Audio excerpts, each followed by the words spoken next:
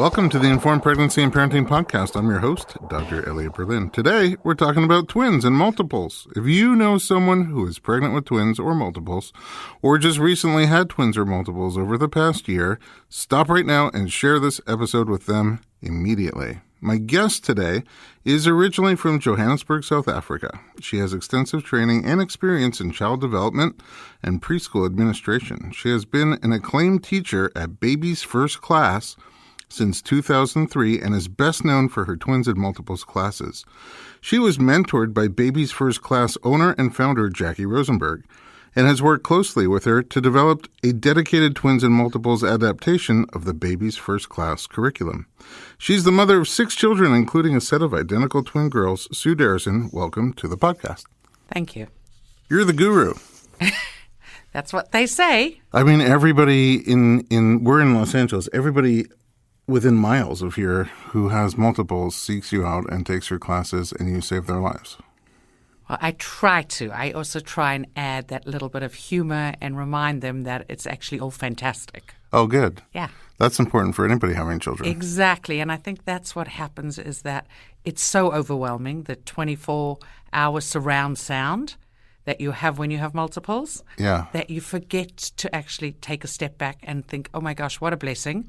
You've got this instant, ginormous family, and you're so lucky. Yeah, it's at least stereo and sometimes actual surround sound. Remember, you don't get that break. There is never that off button. Yeah, it's interesting. I read a quote somewhere that said there's 2 things that life could never fully prepare you for, twins.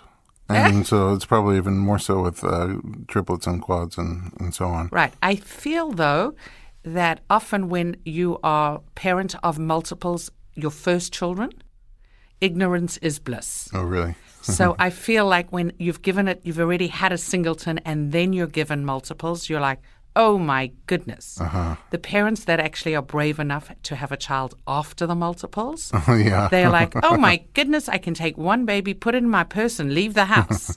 And there's like, this is really easy. Well, you did both. You had singletons, then twins. Two singletons, multiples, 2 singletons. Right. Yeah. Did you start getting interested in twins and multiples before yours, or is that what really threw you into it? That triggered it. That was when I decided, okay, let's see what I could do. Started off very slow and thought, okay, let's see, I can start doing some studies on it, seeing what's going on out there, talking to everybody.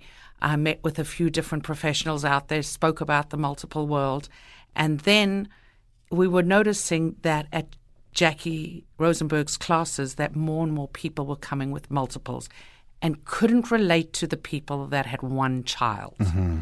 And I thought, okay, let me try and take this curriculum. It took me 3 years to write my curriculum because I really wanted to gear it to multiples. Plus, you had a bunch of kids running around. Exactly. I had 4 children in 28 months. Wow. Because I had 14 months later, another one, and 14 months later, we were blessed with identical 2 more. girls. Wow. But I'm going to tell you the best thing about my identical girls is that they are both mothers now. And they each have a baby, and the babies are 1. Being that my girls are identical, so their DNA being the way it is, my grandchildren are actually not considered first cousins, but half siblings. To each other. To each other. You mean your grandchildren from each of your daughters are considered half siblings to each other? Exactly, not first cousins. Oh, wow, that's really interesting. Yeah. I did not know that. Because of the DNA and being that they're one sac, the mono. That's split. Dizygotic. Yeah. So is that something that runs in families? So no. That's Identical twins do not run in families. That's just a total surprise. That's when an egg splits. Yeah. A fraternal is when it typically runs in families. What was that like for you when you found out there was not 1 but 2? Oh. Remember, I had an 8-month-old at home, so it was like, oh my goodness, I just was not feeling well. It was definitely a big shock because all of a sudden your house is going to a big house and you're like, oh my gosh, my little sedan car is not going to fit 4 car seats. Yeah. So you go all of a sudden to like this huge, overwhelming family. But what a blessing. Yeah. I have I've done a couple of interviews with people about the moment they found out they were having twins, and it's always so shocking. Oh, yes. The two that I interviewed recently already had one, and then got pregnant with twins afterwards. And I actually have a little snippet. We'll put it on the website, informedpregnancy.com. Before we move too far into it, what is Baby's First Class for people who don't know? So it is an interactive parenting class that meets in Sherman Oaks, California, and we meet once a week for 1 hour, and we group our classes according to babies' ages. So in the multiples classes, we mix 3 months together, so January, February, and March, or April, May, or June, something like that. In the singleton classes, when you have one, we group those just per month. Mm-hmm. In a singleton class, we start off with 19 babies and 19 parents. Okay. In a multiple class, I like to top it maximum at 9 or 10 parents with 20 babies. Wow. And I will say, I shouldn't say it's just 20, because very often I do have triplets and quads that do come as well. But Still with one parent? One pair, amazing parents. I will say my moms that have more than 2 and dads are the most accomplished, relaxed, with it people you'll ever imagine. Really? Yeah. I think that they just have realized that the numbers have just outnumbered them, and we might as well just enjoy the ride. What kind of things do you do every week? So my curriculum starts off with obviously the most important thing, and I start the babies off at 3 months. I start off with trying to get them onto a schedule. The most important thing, how to sleep through the night, which is everybody wants to learn how to do. How do you get multiples to sleep through the night? How soon can you get them to do it? What is the trick? Mm-hmm. And then I go from there. The new big thing is obviously tummy time, because we have back sleepers, how to get our babies stronger in their cores, how to get them exercising. I talk about language. I talk about introducing a second language, how the brain is such a sponge and when to do it. I talk about separation anxiety, security objects. What is it like to be a multiple? What are multiples like? I go into this whole weekend that we have once a year. They have a whole convention for twins in Twinsville, and all they do is discuss all the hot topics about multiples. And needless to say, the hottest topic every single year, without a doubt, is should we dress our children alike? Should we put them in the same school, same class? So typical things as young children always come up. And then I take the babies from 3 months and we graduate them around 16 to 18 months. And I go right up to the bigger things. I go through nursery schools, how to pick a nursery school. What about putting them into the same classes? I talk about food, one being a picky eater, one not being a picky eater, one wanting just to nurse, one wanting to bottle feed. How do you drop the guilt when one is a leader, when one is not, when one does all the speaking for the other one's shy, how not to label them. I go into toilet training, that these children are 2 different little people, and doesn't mean that they will train at the same time, doesn't mean they will walk at the same time, doesn't mean that they will learn to crawl at the same time. And how do you not do your comparisons, which is probably one of the harder things when you have 2 little bodies running next to each other, not to do that comparison. When, out of curiosity, when you have identical twins, are they more likely to do things at the same time than fraternal twins? They are, but remember, a lot of it is we always judge a lot of their development being large motor skill, gross motor skills, and that really is when the brain can click into that action. Mm-hmm. So learning how to walk, learning how to crawl, learning how to sit up. So it's not really such a thing because they're identical, their brains are working the same way. Mm-hmm. It's really a manual ability. Mm-hmm. So it goes a little quicker. Yeah. All right. Well, let's start at the beginning with, if we can, go through each stage and just some practical tips. Most of our listeners are pregnant, so probably a lot of people who are expecting twins are going to listen to this. And a lot of our listeners recently had a baby. So maybe before the break, we can talk more about pregnancy through the various trimesters and childbirth and getting the house ready. And then afterwards, come back and talk a little bit more about, now that you're bringing home twins, how do you survive that? During pregnancy, a twin pregnancy, things are different than in a singleton pregnancy. Right. I mean, the most obvious thing is you have the bigger weight gain and the faster growth. How is twin pregnancy for you compared to singleton pregnancy? Well, don't judge me because I was very blessed, and I know people don't like to hear that. But I was very blessed. I carried them. I was put on bed rest at around 22 weeks just because it looked like my cervix was shortening. But I carried them. I got up the day of 36 weeks. On the day I got up, I remember walking around the block, came home, and I was in full labor. Oh, wow. And had them a couple hours later, and I was blessed to have them naturally as well.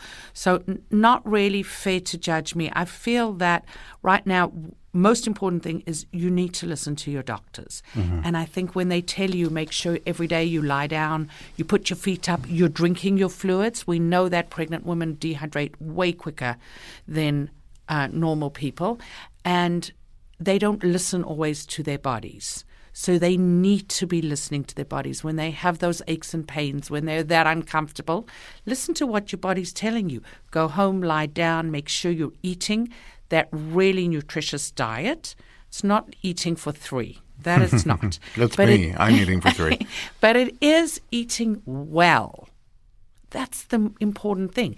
Eat well, feel good. If you've exercised, speak to your doctor, see if they'll want you to continue exercising.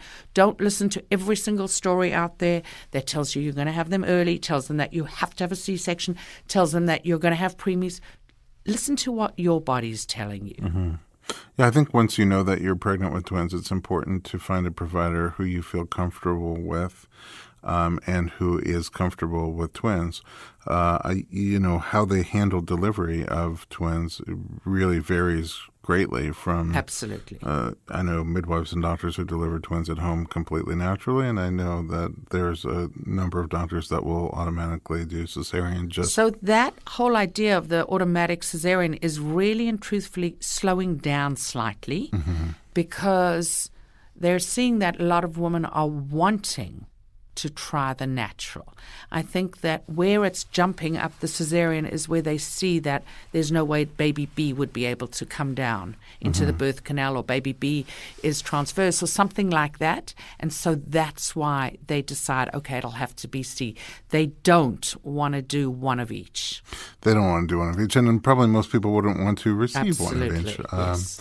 But then again, even though most doctors don't deliver breech babies vaginally today, more doctors are comfortable doing after-coming twins if the baby B is breached. So if baby A is bigger... Yeah, because already your cervix is open, so it's not as difficult then to... If you have somebody that's well-trained in doing that. Somebody who's well-trained, and then the risk with vaginal delivery of a breech baby, the primary risk is that the baby will get stuck on the way out. So if the baby A is head down and is the same size or even a little bigger than baby B being breached is not as concerning because the door's already open. If baby A didn't get stuck, baby B shouldn't get stuck. As long as your cervix doesn't start to close after the first one, which it definitely has once you're contracting. Sometimes your contractions after baby A has been delivered do slow down. Mm-hmm. And then the door can start to close itself. Exactly. But listen, these doctors, midwives, anybody that is doing that now are anticipating that. Mm-hmm. They know what those risks are, and they're watching to make sure that they keep the cervix open. They're not waiting for a 2 to 3 hour gap between the children. Right. And common practice around here is even if you're delivering twins at the hospital, they like to do it in the OR. So the reason they do it in the OR is, depending on how the delivery goes, that you need 2 full sets, 2 full teams. So you have a full neonatal team to take care of baby A as well as baby B, and then what happens if an emergency C-section does need to get performed. Mm-hmm. And remember, it's slightly larger, being that they're going to pull out 2 or 3 babies. Right. So that's why you do it in an OR room. Well, that's interesting that there's a team for each baby. Absolutely. So if you're having quads. A full warming tray, yes. There's a lot of people in there. Yeah. No, I'll just tell you a little story. When I was delivering my multiples, I remember I was at a local hospital here, and a resident knocked on the door. And he said, I've never seen a vaginal twin delivery. Would you mind if I came and watched? And I'm like, well, there's 22 people here. What's 23? 23 is not going to be a problem. You know what's funny about that? I was recently at a vaginal breech birth at a local hospital here. There's a doctor who still does them pretty regularly, actually.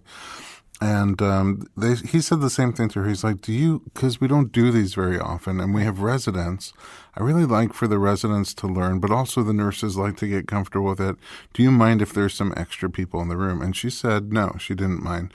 Partially, I think she wanted to share the experience so more people can learn, and then Absolutely. More people can have the option down the road. But also, she said, I'm blind as a bat without my glasses, so I'll just take them off and not know who's there. When we got there, she hadn't progressed that much, and then all of a sudden she was progressing very quickly. And I was there as a doula, and I was working with her, and I wasn't concentrating on who was in the room. It was really just her husband and a friend and the nurse. And things were picking up really fast. So we were all very focused on helping her stay calm and relaxed. And she was doing amazing. She didn't really need very much. But then at some point after the doctor came in, I turned around and there were literally 25 people in the room. And it was like 2:00 in the morning on a Sunday. And I was startled by how many people were in the room. They're all quiet and respectful, but you start to look at the uniforms and you try to figure out, like, that's labor and delivery nurses, those are residents, there's a pediatric person, there was like 2 helpful Honda guys, I think, in there. I'm not sure. It was like a little of everything. That's it. And Perfect learning experience, cafeteria really. girl. Yeah. But it's nice when you share that experience, because then more people can get comfortable with providing that service. Are there other things that you recommend for pregnancy or in preparation for birth of multiples? Things to have at the hospital? Is that different than? Well, the truth is, I think that what they're recommending, a lot of the doctors do right now really like the slow down bed rest kind of idea. And please ask your doctors when they tell you to slow down, what does that mean? Does that mean I need to lie down from 6 a.m. in the morning and only go to the restroom? Mm-hmm. Does that mean I can walk around the house, just not go for long walks? What does it mean when you're on bed rest? Mm-hmm. They like you to try and take it easy, because the longer we can keep the babies inside, the bigger they'll be, the easier they are to take home too. The other thing, to take home preemies, if they both go to the NICU and then one gets released, that's really tough. Hard emotionally. Remember, parents, moms, their whole hormonal imbalance is out of control. You're leaving one baby in the hospital and you're taking one baby home. Mm-hmm. So we really try and get those babies to cook a little longer. Yeah. Sometimes it's out of our hands, but... So I see a lot, the recommendation is just to, not necessarily bed rest, but to stop some of your extra activity and make sure you get extra rest. Absolutely. Put your feet up, eat well, lie on your side. Those are all things I love to do. Perfect. So I can have twins or trips. Are there extra things to have in advance before the babies arrive that's different? Like people always ask me, and I only have experience with one at a time for our 4 kids, what are the most important things to have in the house, or things that we need to bring to the hospital with us? And there's really not that much that's There's important to have. There's nothing, because of this wonderful world called Amazon Prime. Especially now, yeah. Exactly. So there's not. The only thing you're going to need when you hopefully bring them home is you're going to need a car seat for each baby. Mm-hmm. That would be the most important thing, and that's something. The other thing is, when you bring your babies home now, you are not allowed to leave the hospital until you've done a car seat check. So the nurse brings the baby out, and you have to show them how you put the baby car seat in and take it out, which is wonderful that they do that for safety. The other thing is the outfit. remember, when you bring your babies home, don't bring them in a kissy gown, which is a long robe at the bottom, because their little car seat belt needs to go through their legs. Oh, it won't snap. Exactly. So that they will give you a hat in the hospital. Take that home because their little heads are very small in the beginning. And then when you get home, the most important thing are your newborn diapers, because everybody buys number one, and you want the newborn because of the little cutout size for the umbilical cord as well. Yeah. So you want the newborn size, but then everything else you get in a day. You get the same day. Don't overbuy. If you get preemies, if you have preemies, you don't want to have a lot of newborn stuff. You might jump over that stage in a blink. Don't buy too much. The one part that's interesting is that they're so big, you've got to come home with your car seat and everything. One thing they don't talk about is the fan. And the huge studies that have been done about moving air in a room and the reduction of SIDS. Really? Huge. And as much as they all talk, you have to have your car seat, very few of the peds or the specialists are talking, make sure you put a fan. It can be a little $10 fan. In the nursery? In the nursery. It needs to move air. All the time. Statistics, 78% less reduction of SIDS occurring when there's a fan in the room. Wow. That statistic is huge. That's enormous. Exactly. I've never heard that. There we go. And nobody talks about it. It's a pearl of wisdom for me today. There we go. So I'd like people to say, buy that little fan. One fan for the room. So a fan and 2 car seats. That's it. And then you'll have to decide on your sleeping arrangements. Are you going to want to co-sleep them? Are you going to want to sleep them in 2 separate bassinets? Are you going to buy the twin pack and play, which I don't recommend for multiples? It's very, very short-lived. I'll tell you what. We're going to take a quick break. When we come back, we'll start with gear, Perfect. and sleeping and things like that. But before we do, I have a quick question. I don't think you know this about me, but I'm face blind. I have no facial recognition, so I can't even pick my kids out of a lineup. I can't pick my own face out of a lineup. I have no face recognition at all.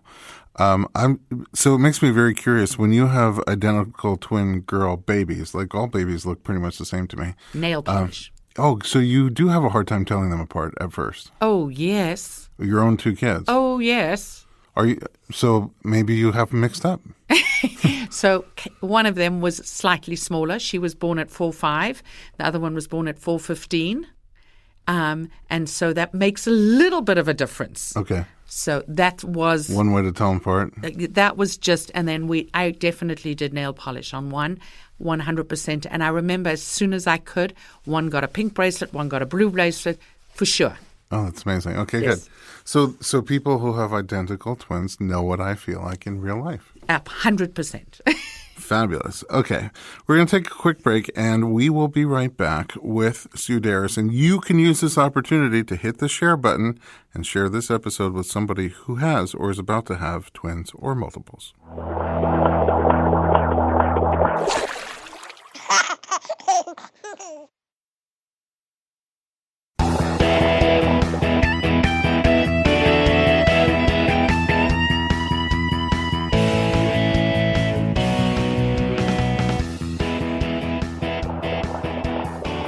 Welcome back to the Informed Pregnancy Podcast. I'm your host, Dr. Elliot Berlin, and we're continuing our informative conversation about twins and multiples with resident expert Sue Darrison. All right, before the break, we started to talk a little bit about gear. Where do we start? I thought it was overwhelming to look at all the different categories of gear for one baby, and a book that I felt was very helpful was the Consumer Reports Baby Gear Guide. If for nothing else, it just went through every category saying this is what this category of gear is and who might need it or not need it. And then if you're going to buy something like this, which features to look for or not look for. And then it actually had ratings on each of the different options. I would tell you to do that again. Do it again. 100% sign up for Consumer Reports. It's the greatest way to know which product is the safest out there and which one is the best rated. And usually it doesn't mean because it costs the most money, it is the best. Oh, that's great. Yeah. So when I did it with one baby, I felt overwhelmed. And the decisions that you have to make, I think, for twins are probably more complicated. So where do you start? So the beginning would be, after you've chosen your car seat, is I would presume you would purchase with the 2 car seat a double snap and go, that you place the baby car seats in. Mm-hmm. So whichever one they're compatible with is what you would buy. Usually side by side is the way they go, or back to front. That would be the most important. We're not going to be purchasing the stroller right away, besides this double snap and go. Oh, so you have the snap and go and you just put the car seats in Exactly. it. Do you get lighter car seats because you have 2 to carry or 3 You don't. to carry? You want to go, because right now our car seats are going now to 35 pounds, and we're hopefully going to be able to keep them a little longer. We go for safety. Okay. So still on the safety issue. Also depends. Car seats are really interesting when you have double car seats in the car. Often with multiples, people are a little panicked, and so they want to put an adult in the middle of the car seats. Can an adult still buckle up when there are 2 large infant car seats with bases in the car? On either side of them? Yes. Yeah. So you've got to kind of see your car and your car rating and see whether that car seat will fit into that car safely on either side. That makes sense. Yeah. And if you have the heavier one, then you just go to the chiropractor more often. We go. A plug for me. Okay, so in addition to car seats and a snap and go. So after car seats and snap and go, then it's going to be, where are we placing the babies? Where will they be sleeping? Okay. So is it going to be, as I said, 2 bassinets, which is temporary, because once they reach 14 pounds, they're out of that. Mm-hmm. Are we going to be using their cribs? Can they not go in the same bassinet? No. Weight-wise, they cannot do, as well as if they move, there's just not big enough space in a bassinet. Okay, so it's either 1 bassinet per child. Correct. Or alternatively, 2 pack and plays. Mm-hmm. 1 crib and 1 pack and play. Is it the same thing? They can't both go in 1 pack and play? So there is a twin pack and play. I just think it's so short-lived. Just to buy that, it's not worth the money. Oh, I forgot the name of it, but I did see one with like a little wall even between them. Yeah, but it's the Graco. But the truth of the matter is, it doesn't last very long. The babies move. We want them to move. We want them to have some kind of space. Why would you do 1 crib and 1 pack and play? Just if you don't want to purchase the money, and I don't know what sizes of rooms are. You know, all of a sudden, to put 2 cribs in a room is a lot of crib. You need to have that space. But cribs are big. Couldn't you put 2 kids in 1 crib? So you really have to go on the American Academy of Pediatrics and read their latest request saying no. Oh, they don't want it? They don't want it any longer. Because they get on top of each other? Exactly. However, until 5 years ago, it was the absolute number 1 way of sleeping multiples. Yeah, we had triplets, a friend who had triplets, and they were all in the crib. And you know, they do so well with feeding off each other, sounds, smells, breathing, all of it. That's how they are in the womb. Utero. So if you said to me, Sue, would you do it? I did it. It was a wonderful experience. We start off in a crib.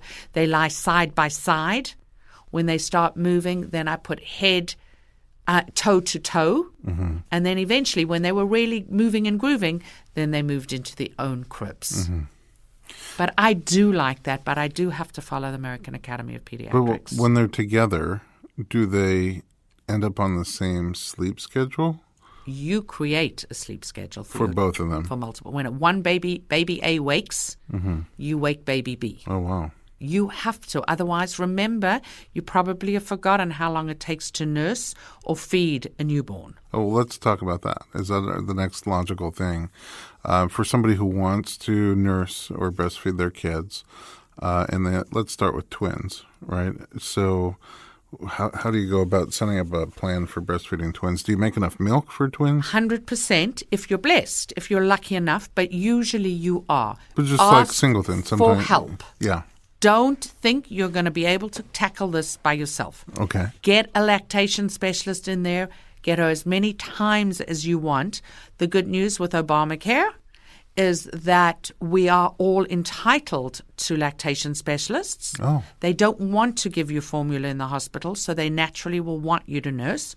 So make sure when you check into the hospital, please make an appointment prior to the baby's even being born for the lactation specialist to come and see you ASAP. Mm-hmm. So you want to get that help immediately. Yes, it is totally doable. In the beginning, they might tell you to nurse one at a time. So baby A will go on to the side A, your breast, one side breast, and baby after that one, once we've burped and fed, which remember is 45 minutes, right. You give daddy the baby, and then you start with baby B, and then you do it. Then just right away, back to back? Back to back, because we want to be feeding at the same time.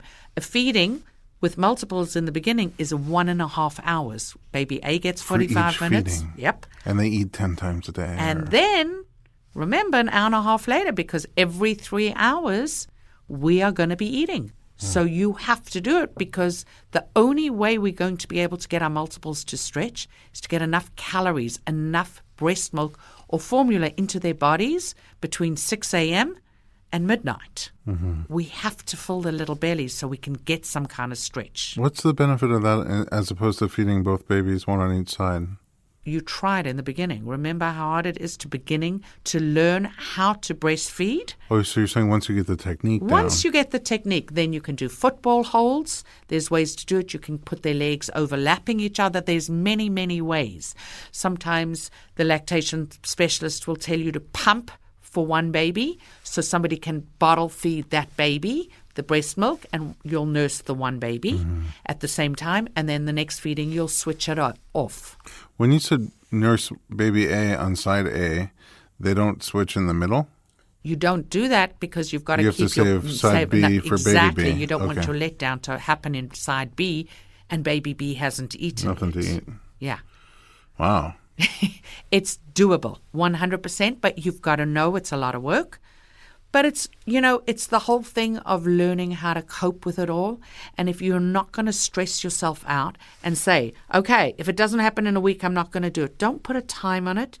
Just relax, drink, and ask for those lactation specialists to come in all the time, and you'll get a hang of it. Mm-hmm. I mean, it sounds like, aside from the uniqueness, it sounds like it's a similar overall as with one baby, where if you work at it, it tends to work, and sometimes it doesn't work, and then you realize it's not working, and you either supplement with formula or switch to formula. Exactly. The only other issue that we do tend to see with multiples is the prematurity. Mm-hmm. Making that they delivered so early sometimes, that does impact the nursing. Making it a lot harder for babies to latch on, babies to get the hang of it, to suck proficiently. That makes it a little bit more tricky. And there's more of them. Exactly. So sometimes that's difficult. What are common mistakes that people make or regrets that they have with multiples until they realize that there is a better way to do it? Well, I think the most important thing you can ever tell a multiple parent is never tell them who's older. Never tell them who's older. Yeah. Multiples are born at the same time. If it's a C-section, it's... don't tell the kids who's older. Absolutely. Oh, I don't know why we live in a society. That's the first question. Everybody always wants to know who's the oldest. Really, does it make any difference? No, but let me tell you, every grandparent is going to tell you, he's my oldest grandchild. Oh, interesting. Okay. So that creates a little complex for the one that's 35 seconds younger? Exactly. They're always the younger child. Although there's sometimes twins that are born a few months apart. Yeah, but that's not very often. It's pretty rare. Pretty rare. Yeah. So don't tell them who's older, and then be very careful not to label them, because everybody is going to label them. So for the parents that are now expecting multiples after a singleton, make sure that you don't call them the twins, the same way as you don't want to call them the babies, because your older one is going to want to become the baby or the twin. Mm-hmm. Give them their names immediately. If it's your first ones, remember to also call them by their names, not the twins. And for the parents that never had that singleton, you cannot imagine how many pictures you took of your babies when they were just one baby. Mm-hmm. And when your parents all of a sudden have multiples, you take all the pictures with them together. Don't. Take some pictures of them alone. Individual pictures of each child. They're individual children. And you have to buy a single stroller for multiples. You need to be able to take them out as singletons. They need to form that bond with a parent. Their first bond is with each other, and then only with parents. So we need them to learn that relationship with a mom and a dad. So get them out as separates. So you would buy a single stroller and a double stroller, or two single strollers and a double stroller? I would buy a double stroller because you're not going to do single strollers that often. And a single stroller can be a cheap umbrella stroller. Oh, I see. Yeah. So your solid stroller is a double. A double. It's going to start off with being a snap and go, and then you're going to purchase a double stroller, which I definitely prefer the side-by-side. Nobody ever wants to be in the back of the stroller. They always want to be in the front, and then it's just always fighting. Yeah. There's plenty of other stuff to fight about. Yep. Are there other gear considerations? First of all, can you wear twins at the same time? There is a double wrap that you can purchase. Remember, though, we want them to grow quickly. They become very heavy quickly. Uh-huh. So much easier just to wear one at a time. And it's a great way to wear one and push one. Mm-hmm. Oh, yeah. That makes it a lot easier. So you could always do that. I'm not such a fan of doing the double, holding them both, wearing them both. It's just very heavy. Mm-hmm. So after that, then we're going to purchase swings. Ooh. I'm a very, very big swing person. I love movement for babies. I love the way that it develops their babies' brains. The back of the brain, at the very back of the nape of the neck is where this brain increases all the time with movement. And one way to do it is to put them in a swing. So when they go in a swing and you're walking around the kitchen and grabbing that coffee to just make sure that you can actually stay awake, and they're watching all this action, but they're going back and forth, their brain is just growing and growing by all this action. So I always say, as soon as they're able to sit, you've got to get them to the park. You put them into one swing, back to back in a bucket swing. And they watch all these little children going up slides, down slides, around, running. Their brain is just taking this all in. That's how we're going to get brilliant little babies. Oh, wow. Two in the same swing. So swings are very important. And you're bathing them separately. You only need one changing table. Wait. Why do you bathe them separately? In the beginning, you have to bathe them separately. When they're very tiny. Yes. But at some point, as soon as they sit, 100% buy the infant bath seats. Mm-hmm. For sure, put them in the bathtub together. It is so much fun for them. I would imagine, yeah. Oh, my goodness. Kids love to bath together. It's a big activity during the day, but they need to be sitting independently. So when they're really little, you're sometimes saying you feed them for 45 minutes one, then 45 minutes the other one. When bath time happens, it's two separate baths. Sometimes they take baths on every alternate night. Oh, wow. That's a big commitment. It's a huge job. That's why there's maternity leave or paternity leave for that reason, to get the rhythm going. Mm-hmm. And I always say, give yourself 6 weeks. Don't think it's going to fall into place before then. It takes time to get the whole rhythm, the nursing, the feeding, the naps. It takes time. 6 weeks until you come out of that whole fog and you're like, okay, I'm going to be able to do this. When they get a little bit older, how do you handle them reaching different milestones the same milestones at different times? You tell your spouse, partner, when it's very dark and the door's closed, are you worried about baby A that they haven't done that? Mm-hmm. Are you worried about baby B that they haven't done that? You never, ever do that comparison. The reason is that we tend to be a society that looks at large motor skills. Mm-hmm. That's how we judge advanced children. If they're walking early, crawling first, we don't look at those children that are tracking early. We don't look at those children that are starting to say sounds as early. We know that the brain can't work in all those areas at the same time. So if your child is walking early, I promise you baby B is probably talking up a storm and you haven't even realized that part of the brain has moved forward. Mm-hmm. You can't do comparisons. Everybody else will. And then the next part they'll do is they'll put a label onto them. Oh, she's the talkative one. Oh, she's the agile one. She must not be at all coordinated.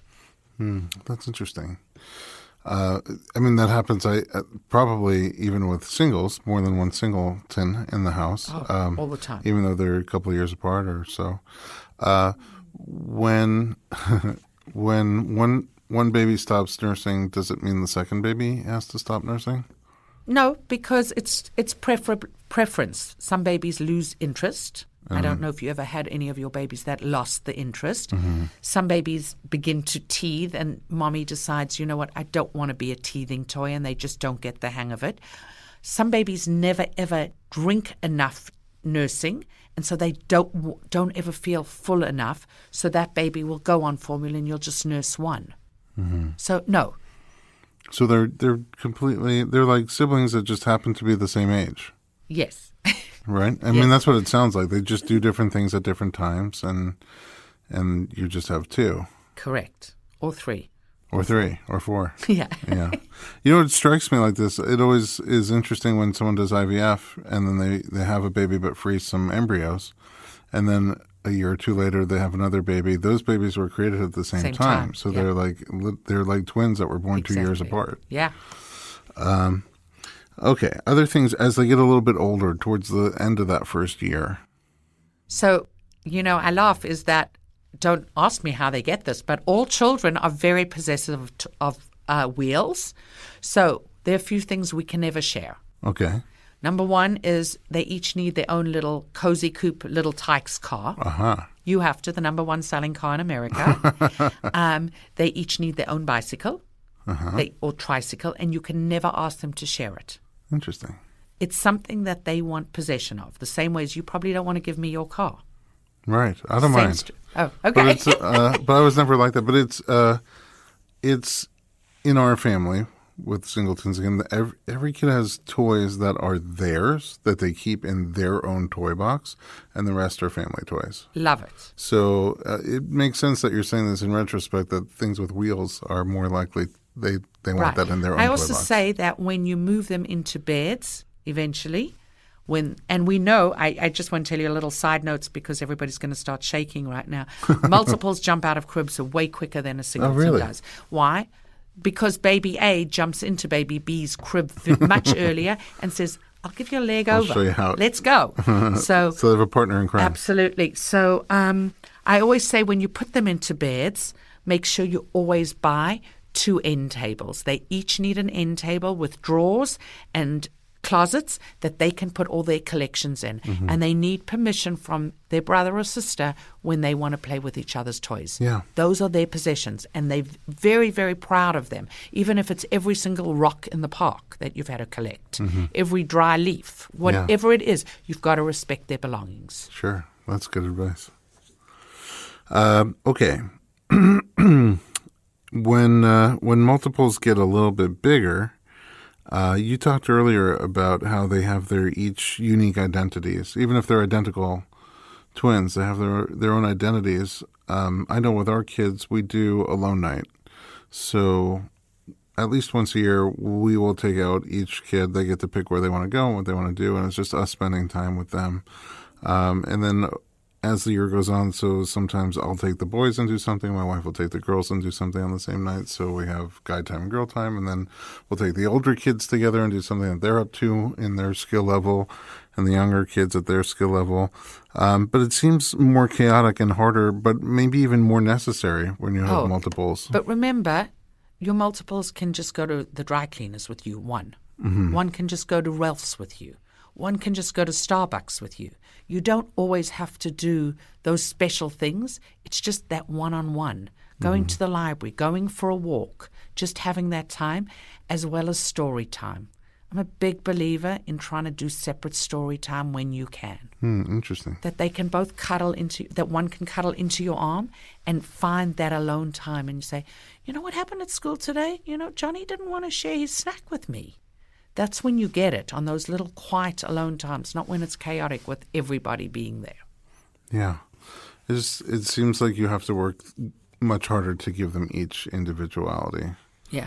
But can I tell you what multiples do? They read off each other. So there is going to be one all the time that's needier, needs mommy more, daddy more, anybody around more, whoever's helping, whatever it is. And baby B will sit back and watch it. And then all of a sudden you're like, flip-flop, and then it totally changes. And baby B's like, my turn, you sit back. And that's why you have to let go of this guilt of the one that's demanding all the time, the one you're picking up all the time, the one that is always ahead of everything. You've got to say, it's okay. I will get to the other one. When that one needs it, I will get to it. And it really does. They read the situation so brilliantly. I really do feel that they know when each other needs their time. Oh, that's fascinating. I always felt like the hardest transition for us and for a lot of other parents that I work with is when they have a single baby is not the hardest. It's when they have their second child and they have to learn how to juggle two needy customers at the same time. But with multiples, you have to do that from day one. Yeah. And especially if it's your first ones, as I said in the beginning, ignorance is bliss. You don't know any difference. But a lot go from 1 to 3. Yeah. That's difficult. I see that a lot. Yeah. Yeah, 1 to 3. Right, 1 to 2 is challenging. 1 to 3 must be even more so. Well, our time went really quickly. Do you have any final tips for someone who is expecting or just recently had multiples? Help. Get help. Ask for help. Ask grandparents. Ask aunts. Ask people. People, you need hands. Ask for the help. People will help you if you ask them. Somebody can come and just do your laundry for you. Somebody can just come and cook a meal for you. Get help. That will help you. You mentioned that 6 weeks is as a like hang in there for 6 weeks. But then are there other markers where things get dramatically easier? Well, 6 weeks you've got your rhythm going. Okay. Then obviously it gets much easier when they sleep through the night because you kind of feel alive again. So that sleep is that to me is once that happens, life does come to become much better. Obviously, the next horrible part is when we have time change, the winter one being much harder for babies anyway. In general, It gets dark so early. It's like that's always a hard one. Sunday, whenever we're about to have the next time change, will be so wonderful because babies do so well when we have the longer days and there's more daylight. Yeah. So, it's just a matter of just finding each one of those. Nursery school is when you get a little bit easier for multiples. Why? When everybody's having separation anxiety peaking at 2 3/4, you all of a sudden have it easier. They're going to school together. So there is those times that you get that little bit of a break. I have heard that from parents of twins that, with one, you're the sole source of their entertainment, but with two, they have each other to keep each other entertained. Absolutely. So and the trick is for you not to become a referee. Right. How do you do that? You've got to let them sort out their issues. You're wearing the referee clothing. There we go. They need to make sure that you let them sort it out. We don't let them hit, bite, and all of that. But let them sort out their issues. They'll do a fine job. And the other thing we know about multiples is they recover much quickly. They don't bear grudges against their siblings. They don't. They get on. Okay, we're still twins. Oh, well, let's just keep doing it. Wonderful advice. Thank you so much. Sue, where can we find you online? Babiesfirstclass.com. Babiesfirstclass.com. Thank you so much for joining us and for sharing your expertise. And at home, thanks for listening to the Informed Pregnancy Podcast. If you have a topic you'd like us to discuss, send your suggestions to info@informedpregnancy.com and visit us online for lots more pregnancy and parenting media at informedpregnancy.com.